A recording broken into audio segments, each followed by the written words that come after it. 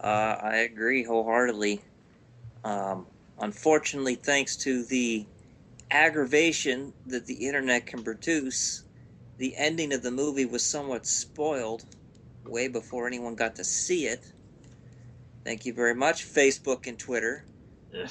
Um, that didn't actually cheapen the experience, though. I think it was a very fitting way. Although, from a strictly story standpoint, it doesn't make a whole lot of sense to me. It just kind of comes out of left field. But you have to look at that movie on two planes: the reality and the story itself. Within the story of itself, they could have gone a lot of different ways with that, and I think that uh, taking into account that he was gone, so what could you really do? They could have killed him off in the series, and that would have been really sad. And I applaud them for taking something that was very difficult to work with and making it work. The CG and stuff, for the most part, it blends in pretty well. So I'm just glad they were able to finish the movie and not write him out, because Paul Walker was a wonderful actor, Very. and way beyond just Fast and the Furious. I mean, hell, one of my favorites is Into the Blue with Jessica Alba. Never saw that one. Oh, you have to check that one out. That and it's got God, what's the other guy who wanted to be Thanos? Josh Brolin. It's got Josh Brolin in as well. Very It's a good good movie. actor. Um, I actually felt sad when they announced that Paul Walker had passed, because he was so young and he had so much to offer and so much talent. Yeah. So, uh, perfect song to send him off on. I Yeah. love the voiceover within. He was definitely talking to Paul, I think, more so than Dominic talking to Brian. But the movie itself, Paul Walker aside, I kind of disagree that each movie gets better. I think each movie gets more busy, I guess is how I would state it. Uh, I love the simplicity of the first movie. Of course, Gary Scott Thompson wrote the first movie, who also wrote the Knight Rider continuation. Um, I think it was a solid movie. It was about street racing. It had a great feel to it because it was so different than anything else that was out there at the time. The second one was a train wreck, so we don't really want to go into that. Tyrese Gibson aside, Uh, the third one, the third one killed the franchise, and then they started making prequels, which were prequels to sequels, but still prequels, and then prequels to sequels. And I'm glad that they figured out the timeline with the seventh movie. Uh, the thing that Funny how with irritated this. me Sorry, was I was that just gonna say it's funny. Funny how the seventh one is the first real sequel in this series since three. exactly. I do applaud them for fixing their timeline, though. It could have, they could have just ignored everything and threw in a lot of revisionist history. So I am glad that they went back and reshot, you know, scenes in Tokyo to pick up where, Han got knocked off and all that. Um, Back to my point about being busy, though. The third act is a mess. It really is. It's all over the place. It's completely unrealistic to me.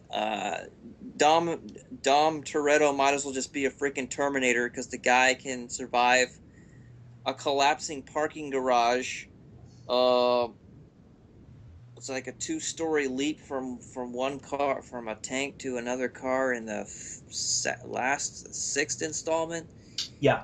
Mm-hmm. Getting shot, supposedly almost dying, but still somehow coming out of it because he's freaking Vin freaking Diesel, or Dominic freaking Toretto, however you want to say it.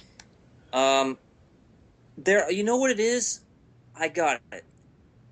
Here's my problem with Furious 7. The Fast and the Furious franchise has gone from street racing and criminal activities and being kind of like a Robin Hood mentality to each one of these characters being superheroes with cars.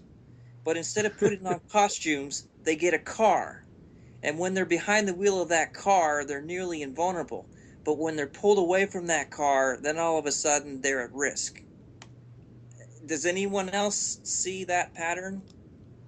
Oh, yeah, totally. I mean, they really make, apparently in the Fast and Furious universe, being able to drive really, really good automatically makes you a super secret, awesome agent of some kind, or like a Exactly. hero for hire for the government.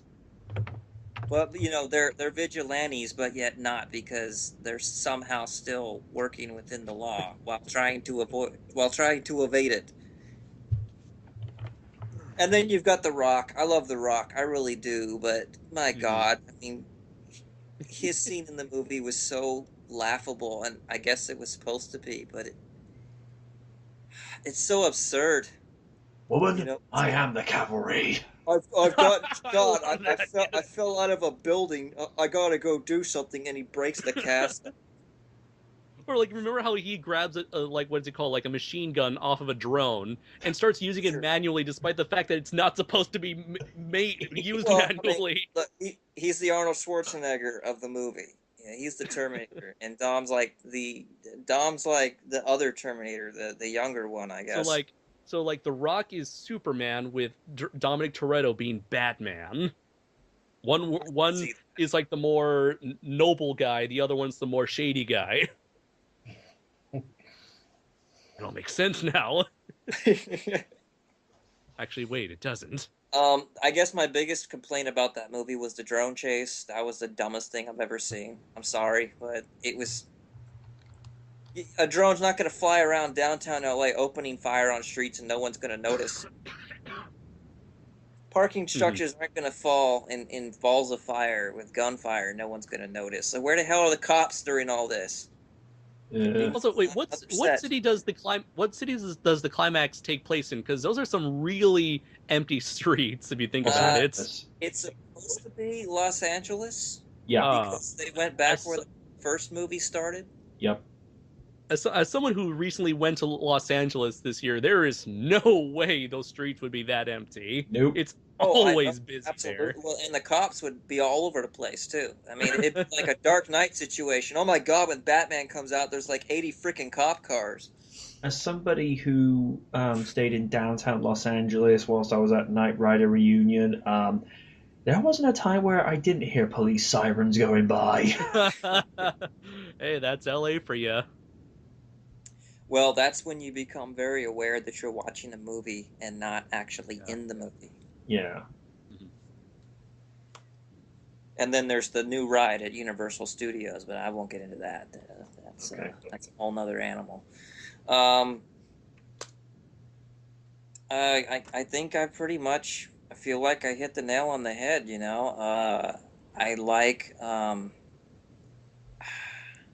I have mixed feelings about the send-off from a story standpoint, but I understand the difficult choices they had to make, so I can respect it with him wanting to raise a family and all that. I really don't...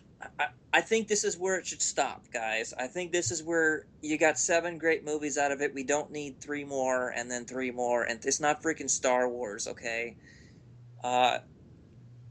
It's the Brian O'Connell trilogy, or whatever you call 7 movies.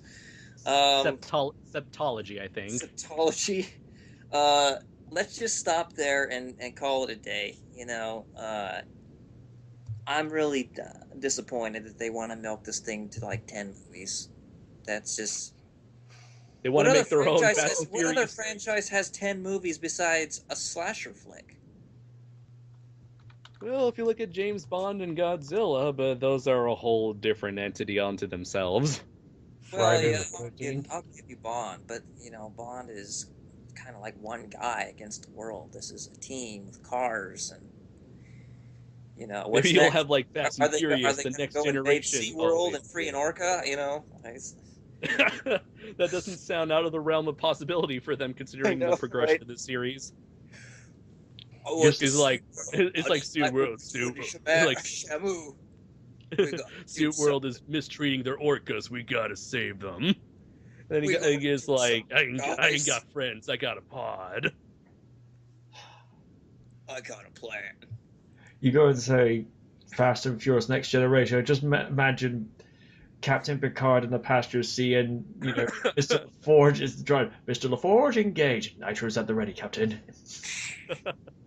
Although they kind of already did a Next Generation thing with Tokyo Drift, and we all know how that panned out. Yeah. Yep. I liked Tokyo Drift actually, but I didn't feel it was a Fast and the Furious movie. That seemed like another movie. Yeah. I just thought the characters outside of Han were boring. Yeah, and then they just threw in Dominic at the end. It's like, okay, I guess that's supposed to validate it as a Fast and the Furious movie. But it's like I wanted to see more of Dom. Yeah. Now I don't want to see any. Now I've seen too much of Dom. I've been dominated by the Dom. That should be his 80s style catchphrase. You've been dominated. I'm Dom. Yeah, I also enjoyed Tokyo Drift. And Lucas Black made his cameo in the 7th movie as well. Yeah, I did. So, like that. Just to conclude here.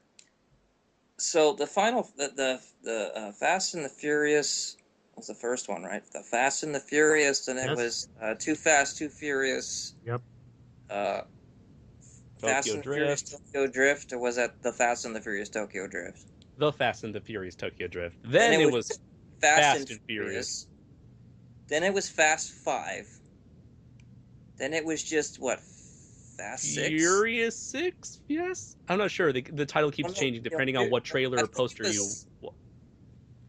Was it Furious 6? I I don't think know. it was meant to be Fast 6, but I know it's Furious 7, and I will go to my grave knowing that. Thank you very much. Fast and Furious 6, according to Wikipedia. Fast and Furious 6? Okay, see, the fact that we can't even keep the name straight is... See, here's the last... Here's this. Like, Fast 5, Fast and Furious 6, Furious 7.